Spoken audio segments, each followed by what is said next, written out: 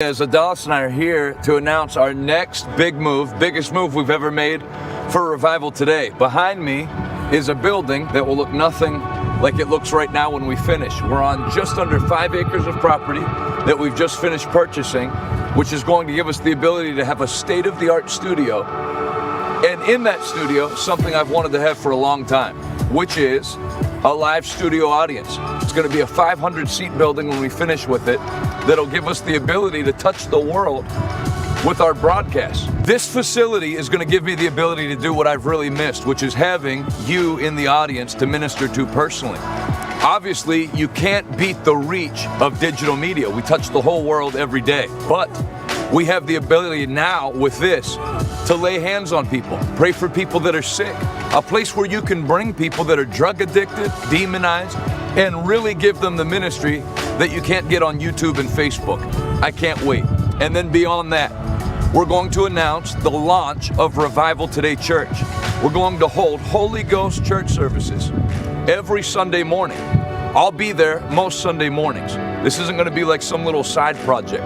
We're going to give you and your family a place you can go that's a soul-winning church that values the presence of God, where you can get prayed for and ministered to, where there's not a critical race theory lecture or a mass and social distancing 10 minutes of no talking to anybody in the lobby. None of that. We're going to have a place where you're free and where you're free to experience the presence of God. I'm incredibly excited because I know a lot of you have been asking about different meetings and events that we couldn't have during COVID, and trust me, we tried so hard. So this really frees us up to do everything that we want to do with healing meetings and women's conferences. So I am so looking forward to seeing you and having you be a part of this. So I want to give you a twofold call to action. Number one, if your church turned in to a liberal nightmare in 2020 and you need a place to go, I would be happy to have you at our church. Number two, if you are a partner or a friend of our ministry, Revival Today, this is the biggest move by far we've ever made. By the time we finish remodeling that building, the acquiring of the property, you're looking at a couple of M's. So if you would stand with us now, I'll say thank you ahead of time. Pray and ask the Holy Ghost what He would have you to do. You've been so generous, and I thank you ahead of time for your extreme generosity. I know I speak on behalf of my wife, everybody here at Revival Today, when I say we love you very much. And now I can say I look forward to seeing you face to face here at the new home of Revival Today. Hey.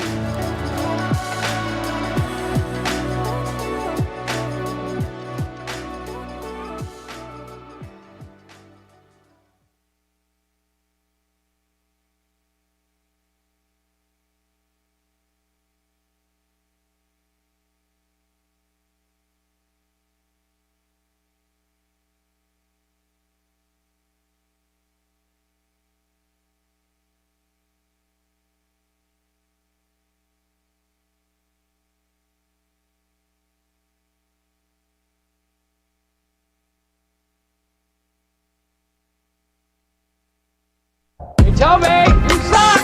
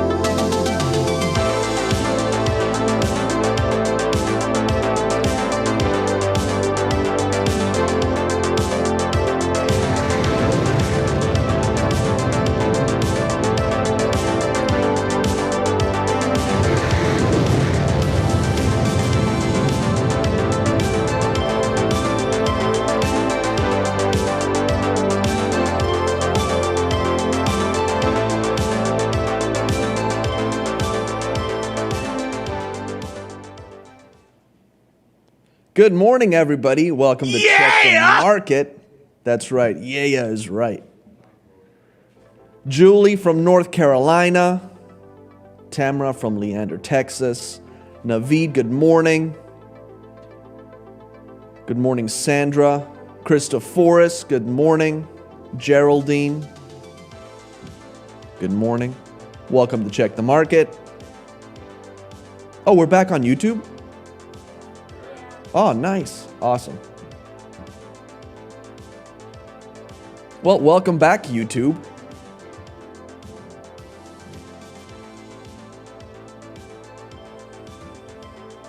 How's everybody doing this morning? They changed the set a little bit. They put some pumpkins up there. Yay. Everybody was so excited about it. But I'm more of an endless summer kind of guy. And so when I see pumpkins and fall things, I get slightly violent. And yeah, but we'll get through this. Coffee? Yeah, coffee is right. Stephanie loves the pumpkins. Good morning, Cammie. I did have a couple of PSLs last year. I'm not gonna lie. But then I got the cold brew with the pumpkin cold foam. That was actually really good.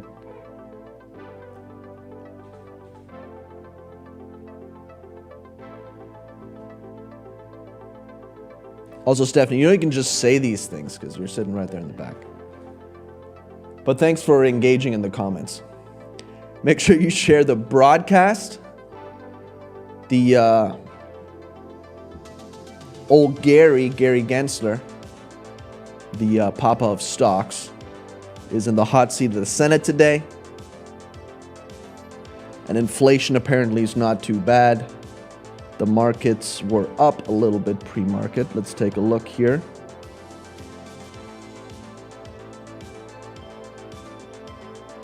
Dow's up 113 points. The S&P is up 14. Nasdaq's up 56. Tanka Ramos, good morning. Good morning, Angela. Nick Hancher.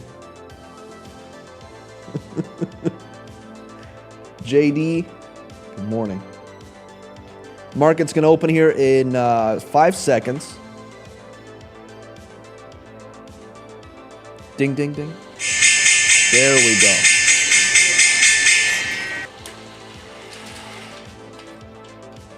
Thank you. Thank you, Becca.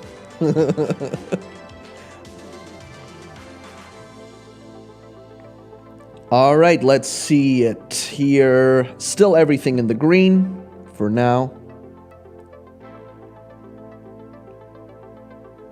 So inflation wasn't too bad. Let's take a look at the first article for today and see what's going on in the world of finance, economics, etc. You got that first article for me? IPO previews for the week. There's an IPO in there this week that I'm looking forward to. I might actually invest in this company. I like their beverages, even though they're full of calories. But let's see the IPO previews for the week. Forge Rock Incorporated. That's not the one I'm looking for. Procept Biorobotics Corporation becomes publicly listed. Continue. EasyFill. That's not the one either. Dutch Bros Incorporated. Look at that. Will be trading publicly starting tomorrow. The company's price, is set between $18 and $20 with an insider lockup period of 180 days. Dutch Bros will be offering 21 million shares at a per share value of $19. Dutch Brothers Incorporated is going to be going public tomorrow under the ticker symbol BROS. Not the tickle symbol.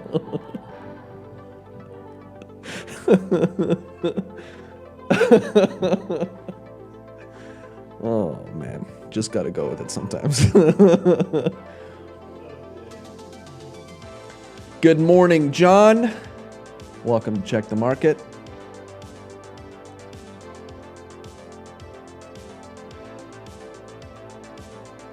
Christophorus, make sure you spray the outside of your house, though, because there might not be any bugs outside, but they'll be in your house. I've been spraying my house on the outside every weekend to make sure that no bugs get in this winter. So, Dutch Bros is trading this week, tomorrow. Good morning from Clarendon, Vermont. Welcome, Karen. Welcome to Check the Market. Make sure you share the broadcast with everybody. We're trying to put CNBC and all the others out of business. Dow Jones is still up. Everything's still up. Let's see the next article. Awesome. That's good. Amazon boosts hourly pay to over $18 to hire 125,000 workers. That's a lot of workers. Continue. Amazon hiked its average starting wage to $18 per hour on Tuesday and said it plans to hire more than 125,000 warehouse and transportation workers in the United States. Reuters exclusively reported the news earlier on Tuesday. The world's largest online retailer also said it would pay a sign-up bonus of over $3,000 in some locations, of $3,000, and the hourly wage could go up to $22.50. Amazon was among the first few retailers to set a $15 an hour minimum wage in 2018. Amazon had said in May it would pay around $17 in average wages. The company is hiring to run the 100 logistics facilities it will launch this month in the United States, on top of the more than 250 that opened earlier this year. The additional staffing will also help roll out one-day delivery for Amazon's Prime Loyalty Club members. So you no longer have to wait that extra day. You now only have to wait one day for your stuff. Walmart said earlier this month that it planned to hire 20,000 workers at its supply chain division ahead of the busy holiday season. Retailers are scrambling to hire hourly workers in a tight labor market and have been offering benefits and sign-on bonuses to entice them.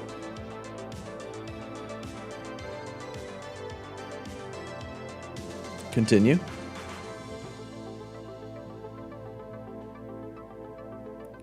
Stock futures jump, and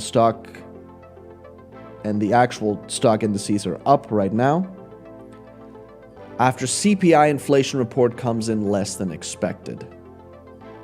Let's see it. U.S. stock futures jumped Tuesday after a key inflation reading showed consumer prices rising less than expected. Futures contracts tied to the Dow Jones Industrial Average jumped 115 points, or 0.3%. S&P 500 futures rose 0.4%, and NASDAQ 100 futures added 0.4%.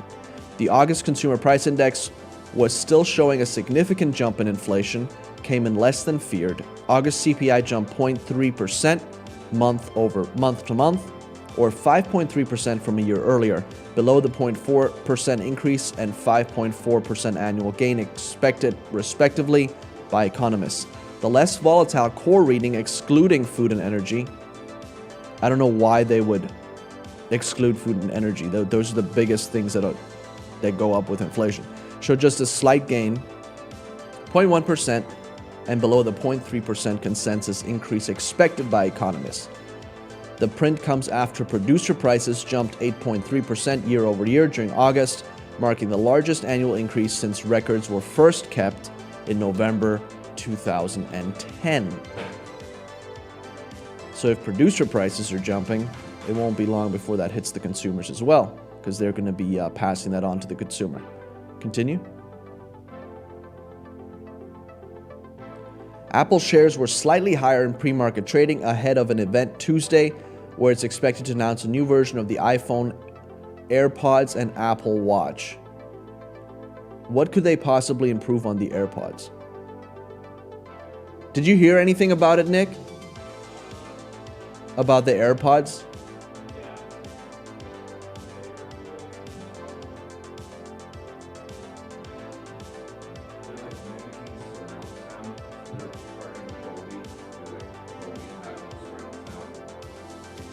A surround sound in the headphones? Yeah, like I think they're gonna add another driver or something. I see. And then like make it spatial audio, they call it. Spatial audio.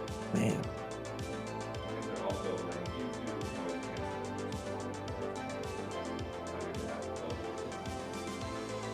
That's You can do it, you have both, noise canceling in just one. which means, So you can have one on noise canceling and the other one still on, so you can still hear.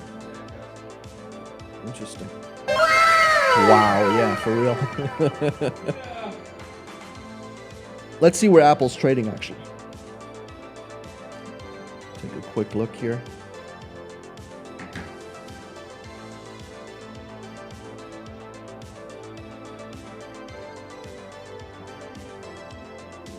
It's up 0.6%, $150 a share for Apple stock. Up 31% on the year.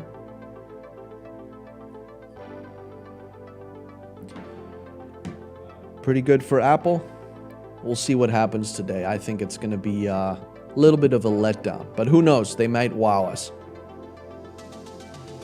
The major averages are all down at least 1% for September. RBC doesn't see... All right, we can go to the next article.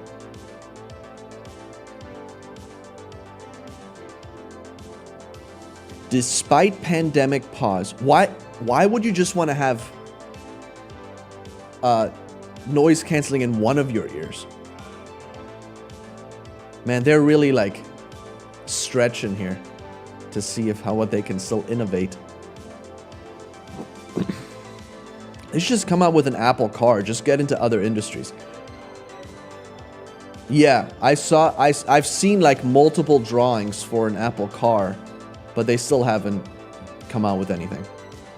Despite pandemic pause, demand for new airplanes is expected to soar in the next 2 years, Boeing says, which is good news for my Boeing stock. Hopefully, hopefully the airplanes will be able to soar instead of crash like they have been. Continue.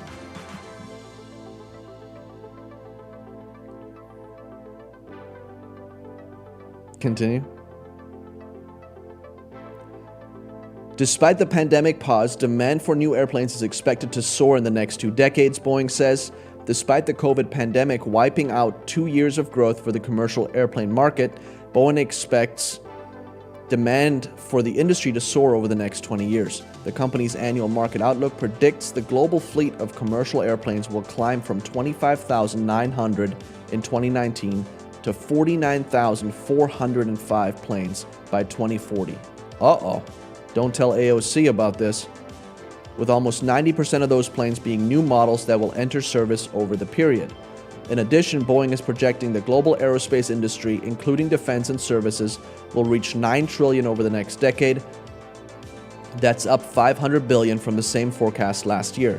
It is also the largest amount the company has ever projected for the industry over a 10-year period. It is a pretty promising view, and it tells us it's time to start preparing for growth. I hope that whoever is their, I guess it's this guy, Mark Allen, the Chief Strategy Officer, I hope he's not wrong on his projections. Continue. Driving it all will be an expected recovery in air travel, especially on international routes that have been devastated by the pandemic. International travel is down 74% from 2019, while domestic travel is down just 16%. By late 23 or early 24, Boeing expects global travel to return to 2019 levels. The industry essentially had 2 years of growth wiped out by the pandemic, said Darren Holst. In its annual global market outlook released 2019, long before the pandemic, Airbus had predicted that the world would need 47,680 jets by 2038. The recovery that began last year with Boeing and Airbus delivering 723 airplanes is gaining slow but steady momentum, with airlines expected to take delivery of almost 900 Boeing and Airbus planes in 21. By the end of the decade, the industry is expected to deliver more than 19,000 new airplanes, with the majority of those being single-aisle planes like the Airbus A320 and the Boeing 737 MAX. We normally see about 15% of the fleet retired every 5 years. After the 9/11 crisis, after the global financial crisis, we saw those numbers spike up and get up to the 20% mark. What we're seeing right now is that the airline behavior is that those retirements over 5 years are going to be 20 to 25% of the total fleet. So Boeing thinks that we're going to need 49,000 jets by 2040. Make sure you don't tell that to the climate activists because they are going to go insane. Continue. Boeing's outlook comes as the company is steadily increasing deliveries of 737 MAX airplanes following a year and a half of grounding by regulators around the world. So it looks like they can soar.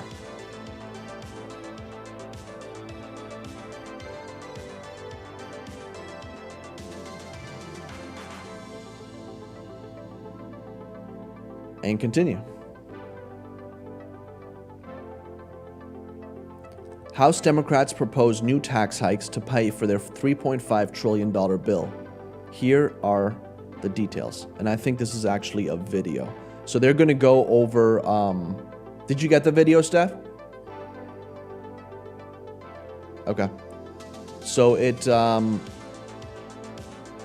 they go over... CNBC goes over what is in the new tax proposals. It's actually not as bad as they initially wanted it to be, but they're still trying to tax everything they can possibly tax. I'm surprised they haven't taxed the air yet, which they're probably looking at as well. I saw an article this morning. Some group is trying to push these carbon credits where everybody would be getting an allotted amount of carbon credits every single year that you can use to fill up your car and all of those things. And then once you run out, you have to buy additional ones. So that's where this climate green energy activists want to take everything. Which, if you invest in it, you could probably make a lot of money. If you buy carbon credits now, because as long as as the price of carbon credits increases, you can probably make a lot of money on that. I actually saw that Uphold, the wallet. I looked at it yesterday. I have to look more into it. But it is introducing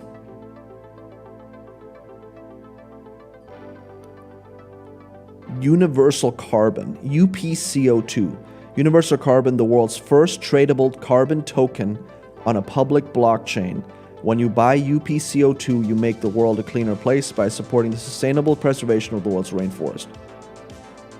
So this is a tradable carbon token on Uphold. I thought that was fairly interesting.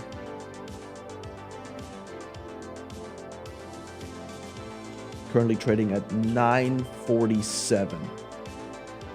UPCO2. Very interesting. You got the video?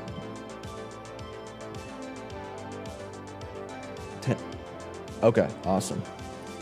Good morning, David. It was good to talk to you yesterday.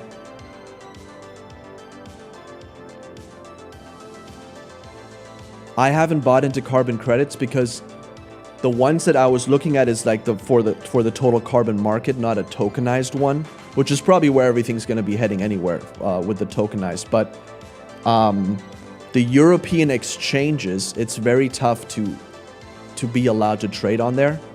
And I haven't found any American exchanges that'll let you trade carbon credits, the official carbon credits.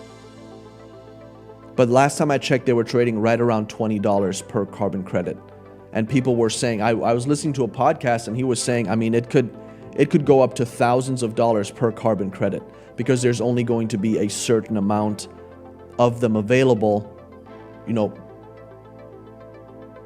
the farms and whatever that create those carbon credits and So there's going to be a finite amount of them. It won't be like, oh, we're just going to spend $1 billion and buy as much carbon credits as we want. Apparently that's not how it's going to work, because they can apparently that's not how it's going to work, because there's only a finite amount of them. That's what they were saying. Good morning, Gerald. So I haven't bought into carbon credits. But we have the video ready, so let's take a look at these taxes that they're proposing. Go ahead. Democrats are proposing a very long list of tax hikes to pay for President Biden's $3.5 trillion social spending plan, but they leave out some of the administration's key priorities. The House plan, for example, would raise the corporate rate to 26.5% instead of the 28% that the White House initially wanted. The capital gains rate would jump to 25%, though Biden had proposed matching it to the top tax rate for regular income, which would now be 39.6%. The carried interest holding period would be extended from 3 to 5 years, but the White House has called carried interest a loophole that should be eliminated altogether. Other administration proposals that didn't make the cut: getting rid of stepped-up basis, a minimum tax on corporate book income, and changes to IRS reporting rules. Now, House Democrats make up this money, though, through some new ideas of their own, like a 3 percentage point surtax on people making more than $5 million, raising the tax on tobacco and nicotine, and new rules for taxing cryptocurrencies. Now, still, the White House was supportive of the House plan, saying it meets the president's two core goals. It doesn't raise taxes on households making less than $400,000 a year, and it unwinds many of the Trump tax cuts from 2017, helping to fully offset the cost of that $3.5 trillion spending package. You can pause it there. So let me ask a... So taxing cryptocurrencies is going to affect people making less than $400,000 a year. So that's not true that it's not going to affect people making less than $400,000 a year, because the majority, I would say the vast majority of people that trade cryptocurrencies probably make less than that. I don't think farmers are going to stop farming just to sell carbon credits, but depending on how expensive it gets, they might leave some of their fields without cultivating them so they can use those fields to get carbon credits. There's companies already that are farming a special kind of seaweed that produces a lot of oxygen and takes a lot of like CO2 out of the air or whatever. And so they're selling carbon credits. So there's companies that are setting themselves up right now just to sell carbon credits. I think for sure it's gonna be a market in the future. Yeah, definitely the White House lied. I think it's interesting though that the proposal doesn't include increasing the capital gains tax to the 39.6% level. It stays at the 25% level, which means that they got a couple of angry calls from donors saying that if you touch my capital gains, no more money for you. I guarantee you that's what happened. And the IRS reporting rules, it looks like the House didn't include that in the final bill either, which means that banks won't be giving the IRS access to all your transactions, which was, that was going to be huge. That banks are going to have, and banks are the ones that are going to have to do all the work on that. So the banks would have to do all the work on that reporting to the IRS. So it would be a huge burden on the banks.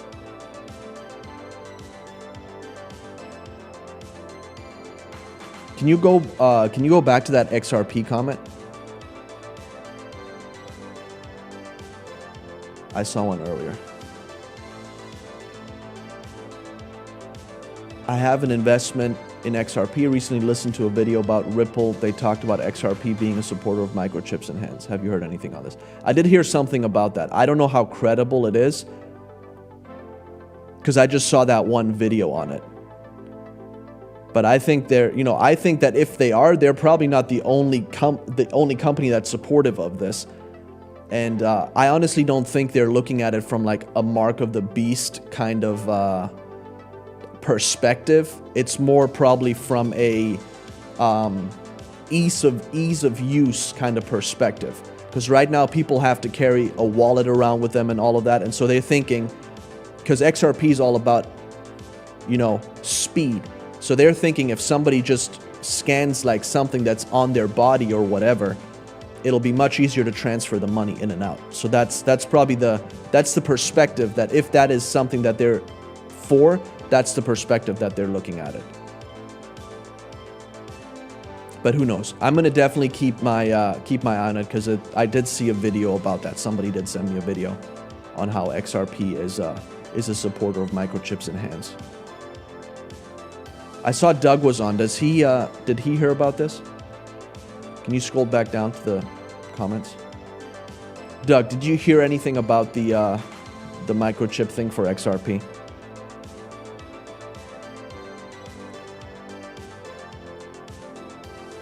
Yeah, absolutely. XRP is not evil itself, taking the mark is.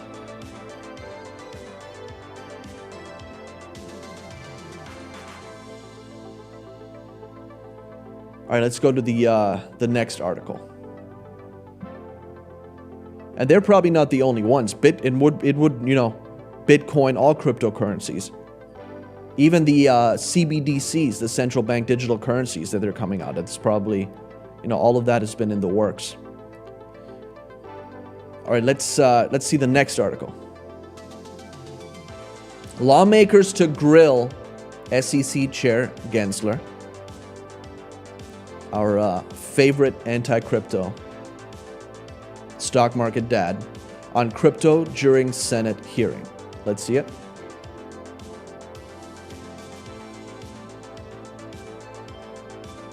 Lawmakers frustrated by a lack of obvious progress will grill Securities and Exchange Commission Chairman Gary Gensler over the regulator's plans to regulate cryptocurrency market. Gensler is scheduled to appear before the Senate Banking Committee at 10 a.m. on Tuesday, so in 7 minutes. He better finish his coffee quick. Is expected to field several questions on Bitcoin, stablecoins, and other digital assets from senators on both sides of the political aisle. Ahead of the hearing, Wall Street's top regulator says swaths of the crypto market are operating outside the SEC's regulatory frameworks that shield investors and customers from illicit activity. I don't understand why we always need shielding from everything. What does it matter? If you invest in something that you know is risky, that's on you. The majority of people that whine when they lose money are the hedge funds and people on Wall Street. It's not the regular investors. They just, they post their losses on Reddit and they're like, hey, look how much I lost. Which, if you get a chance sometime, you should look at this. On Wall Street Bets, every now and then somebody will post how their account went from, whatever, $100 to 100,000 and then back to like 99,000.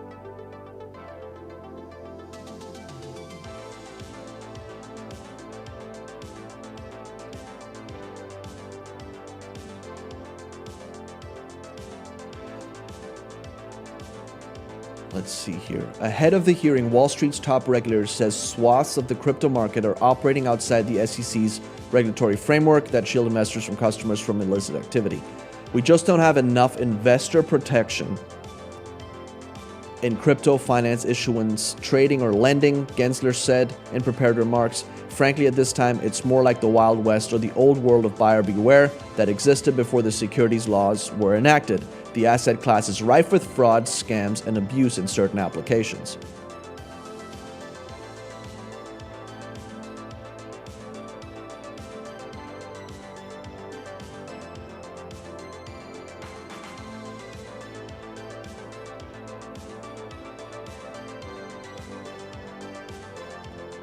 Doug, I'm going to send you that video that I was sent. That way you can take a look. It's on XRP.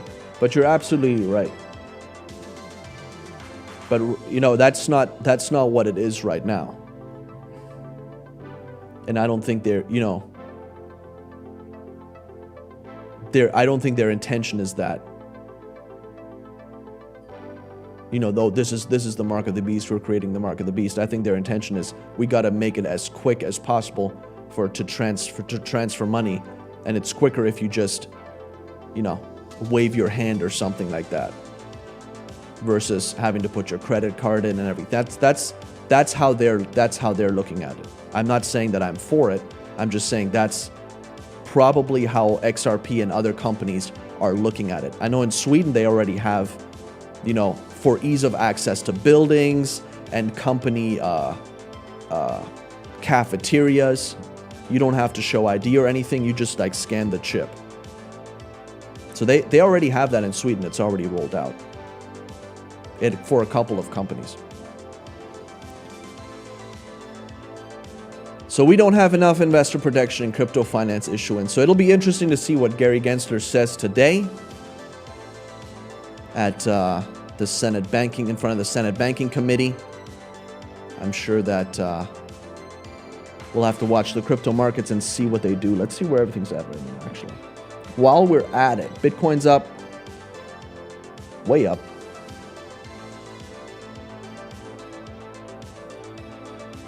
Ether's up, Stellar Lumen's up, XRP 106. Cardano's down a little bit today. All right, next. Walmart confirms no partnership with Litecoin.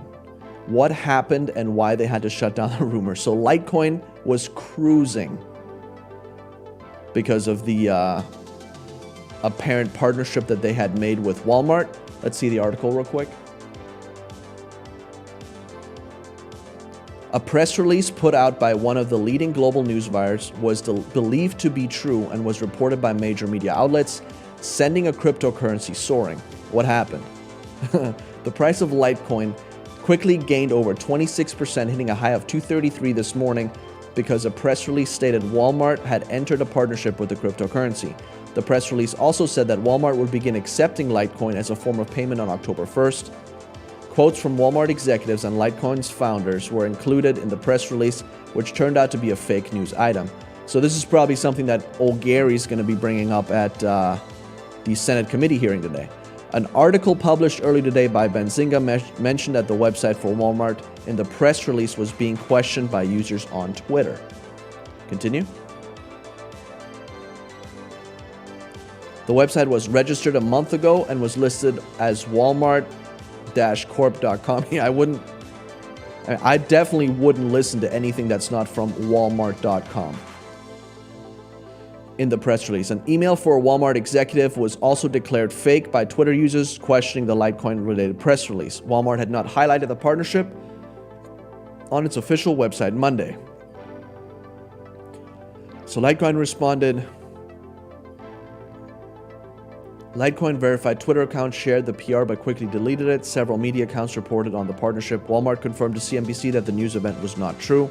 A press release put out by Walmart called for a notice to disregard and told all journalists and readers to ignore the previous Globe Newswire press release. Let's see where Litecoin's at right now.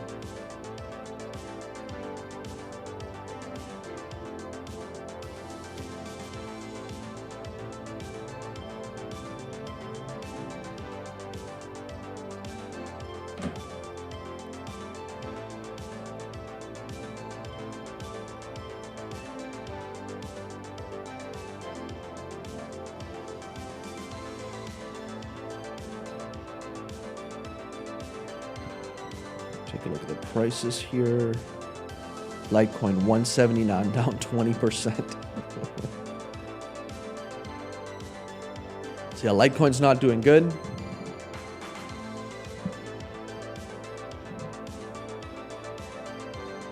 Next article. MicroStrategy acquired 5,050 more Bitcoin for $243 million. So MicroStrategy is really going all in on Bitcoin. Let's take a look at the article real quick.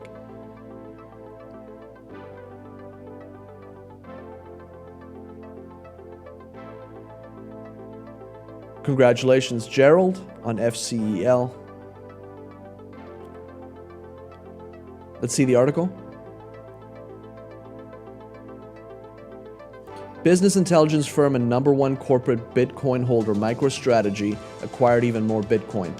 According to a Form 8-K filed with the U.S. Securities and Exchange Commission, published on Monday, MicroStrategy acquired 5,050 Bitcoin for about $249 million at an average of $48,000 per coin.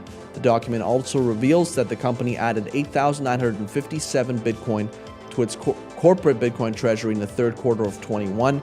MicroStrategy now holds about 114,000 Bitcoin, paying a total of $3.16 billion, with the company's average cost per Bitcoin being about $27,000 per Bitcoin, including fees and expenses. So they hold 114,000 Bitcoin, which would be right around 5% of all Bitcoin available. 21 million. No, it wouldn't be. It's less than that. Way less than that. 0.5% of all Bitcoin. Continue.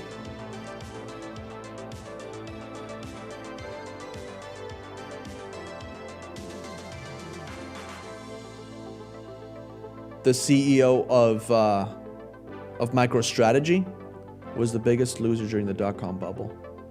Uh-oh. Let's hope there's not a Bitcoin bubble where it goes to zero. All right, continue. Next article. Kroger Instacart aim for 30-minute grocery delivery. Partnership draws supermarket giant further into a crowded market. So Kroger is partnering with Instacart to aim for a 30-minute grocery delivery. That's pretty quick. That's quicker than I can go get groceries. All right, let's see it. Kroger said it's partnering with Instacart to deliver food and household staples in as little as 30 minutes, bringing the supermarket giant further into a crowded grocery delivery business. Kroger tested 30-minute delivery about 2 years ago, but the grocer found it difficult to expand the service quickly with only its staffers, said Rodney McMullen, Chief Executive Officer of Kroger. It'll be easier to expand the service with Instacart because the grocery delivery provider has the technology and shoppers in place to pick and deliver grocery staples, household products, and prepared meals from Kroger's more than 2,700 stores. So Kroger trying again to do deliveries in as little as 30 minutes. Next article. KR is the ticker symbol for Kroger. I've been invested in them before. Kevin O'Leary, everybody's favorite shark. Shark Tank star Kevin O'Leary expects $1 trillion flowing into Bitcoin. Let's see it. Kevin O'Leary talked about Bitcoin and cryptocurrency in an interview on CNBC's Capital Connection. I'm bullish on crypto, O'Leary began, adding that he's also bullish on decentralized finance, citing the U.S. Securities and Exchange Commission pushing back against Coinbase's lend products. He said, "That's a slowdown in what's really emerging as a very interesting space," Mr. Wonderful emphasized. "We want the regulator to actually make some decisions about crypto because none of us that are in the financial services want to actually be cowboys about this. I don't want to get involved in crypto if the regulator says it's not okay." We'll see what he says today. Continue. "I can't afford to be offside. I can't afford to be non-compliant," he continued. Referring to Bitcoin in particular, the Shark Tank star said if the regulator finally allowed financial services companies to call it an asset and put it into an ETF in the United States like they have in Canada and other countries, I'd figure there'd be another $1 trillion worth of buying into Bitcoin. And we don't have that yet, but that's the opportunity. I think at the end of the day, over the next couple of years, that will happen, and that's why there's so much interest. At the current Bitcoin price, the Bitcoin market capitalization is $850 billion. Continue. Mr. Wonderful also revealed his intention to increase his crypto holdings. "I want to raise my exposure to crypto, currently at 3% to 7% by the end of the year." So Kevin O'Leary is trying to get into raise his crypto exposure.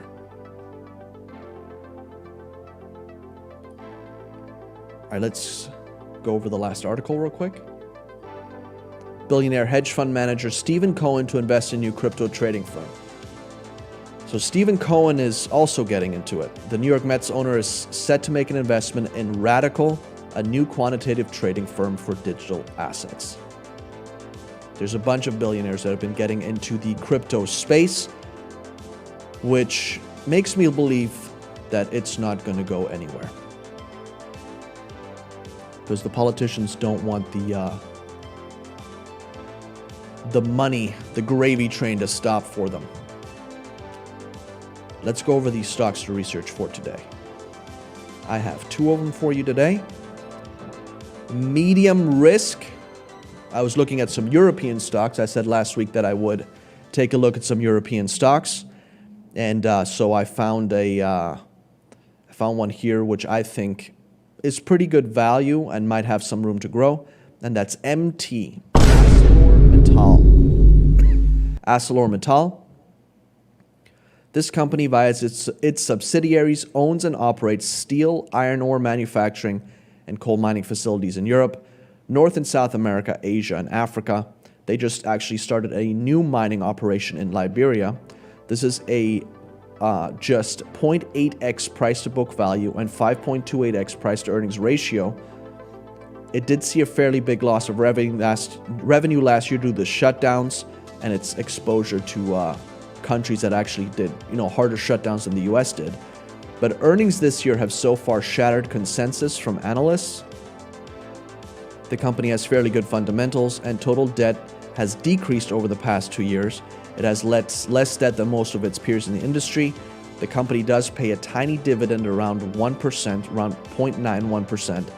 Overall, this could be a good buy, especially since the European market is just now fully reopening and there could be another bump up for this stock. It might also be a good contender if there's infrastructure bills that are being passed and things like that. So take a look at it, see what you think. MT, ArcelorMittal. MT, it's medium risk. It is a fairly large company, but there's still it's still exposed to market being in a cyclical market for commodities and manufacturing, things of that nature. So it's medium risk, MT. High risk, CPIX, Cumberland Pharmaceuticals. The company is focused on the acquisition, development, and commercialization of branded prescription products for hospital acute care, gastroenterology, and rheumatology in the United States and internationally. They have a bunch of products already on the market. The company has had fairly bad fundamentals up until recently. They are currently trading at they've made a turnaround. It looks like they might actually be making some money at this point. They are currently trading at a discount for price to book value. The company is fairly highly leveraged, but projections for revenue going forward into next year are looking good. So take a look, see what you think about it. The company is currently trading at around $3 a share. That's CPIX, Cumberland Pharmaceuticals, for high risk and medium risk MT. See if that's something that you would be interested in. And then Dutch Bros is going public tomorrow under the ticker symbol $Bros. I just like Dutch Bros. So it's ACCELORMITTAL for ArcelorMittal. It's the founder of it is an Indian, but now the company is based out of Luxembourg in the European Union. So those are the two companies I have for you today: medium risk MT and high risk CPIX for Cumberland Pharmaceuticals. And if you would like to make an investment in Revival today and everything that we do here, spreading the gospel on television, through our live broadcasts, live meetings, Good Morning Stock Market Samurai, and Gorgeous Whales, then you can do so by going to revivaltoday.com, and you can hit Give Now, or you can do #donate on Facebook. Type in #donate and the amount you'd like to give on Facebook. You can text RT to 50155. $RTGive, Venmo @RTGive, revivaltoday.com/PayPal if you'd like to give by PayPal. Or you can donate cryptocurrencies as well by scanning the QR code that you see on your screen. We accept a whole range of different cryptocurrencies and more. If there's some that you don't see when you scan that QR code, you can call our office at 412-446-26 2332, and we would be happy to assist you. You can also send a check by mail, Revival Today, P.O. Box 7, Prosperity, Pennsylvania. Don't forget to claim your offer. The offer that we're going to do is The Little Book on Common Sense Investing by John C. Bogle. Do you have a graphic for that? The Little Book on Common Sense Investing. If you can put that up. That's going to be our offer for your seed of any size today. He is the founder and chairman, or former chairman of the Vanguard Group. So that's a good book. If you gave last week and you tried to claim your offer, and the book wasn't up, that was my mistake. I should have told Jess about that. Then you can do that now. Go to claim your offer, and the Little Book of Common Sense Investing is on there now, so you can go ahead and claim that. Awesome. Well, thanks for hanging out. We'll see. Looks like Mr. Gensler's already in front of the Senate Banking Committee, so we'll see what he has to say. I'm sure there'll be some news coming up on that tomorrow.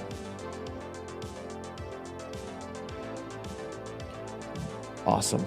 Well, you have a great day, everybody. What platform do you...